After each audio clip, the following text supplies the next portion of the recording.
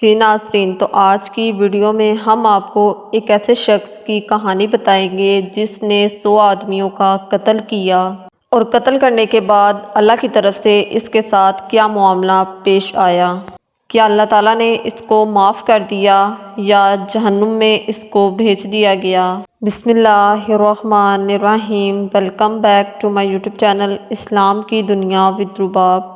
جی ناظرین، تو یہ کہانی ایک شخص کی ہے جس نے 100 لوگوں کو قتل کیا، اور قتل کرنے کے بعد توبہ کرنا چاہتا تھا۔ وہ ایک عالم کے پاس گیا اور اس سے پوچھنے لگا اس کے لیے توبہ ممکن ہے یا نہیں۔ پھر عالم نے جواب دیا، ہاں توبہ ممکن ہے، اور کون ہے جو آپ کے اور آپ کی توبہ کے درمیان حائل ہو سکتا ہے؟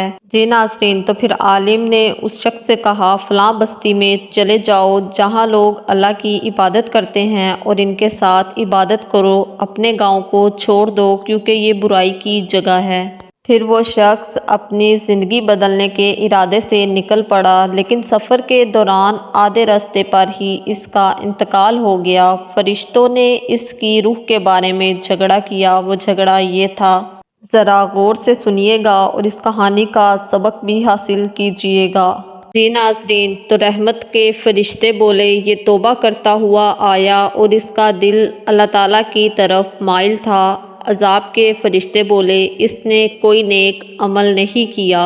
پھر اس کا فیصلہ اللہ تعالیٰ نے کیا۔ اللہ تعالیٰ نے ایک فرشتہ انسانی شکل میں بھیجا جو ان کے درمیان فیصلہ کرے گا۔ اس فرشتے نے حکم دیا کہ دونوں جگہوں کا فاصلہ ناپا جائے، اور جس جگہ کے قریب وہ ہوگا وہ اسی جگہ میں شمار ہوگا۔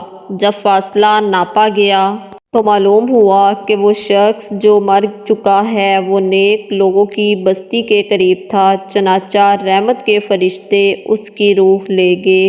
جی ناظرین، تو اس کہانی سے ہمیں یہ سبق ملتا ہے کہ اللہ تعالیٰ کی رحمت سے کبھی مایوس نہیں ہونا چاہیے، اور اگر زندگی میں کوئی گناہ ہو جائے چاہے وہ کتنا ہی بڑا کیوں نہ ہو، اللہ تعالیٰ سے توبہ سچے دل سے کر لینی چاہیے۔ بے شک اللہ تعالیٰ توبہ قبول کرنے والا ہے۔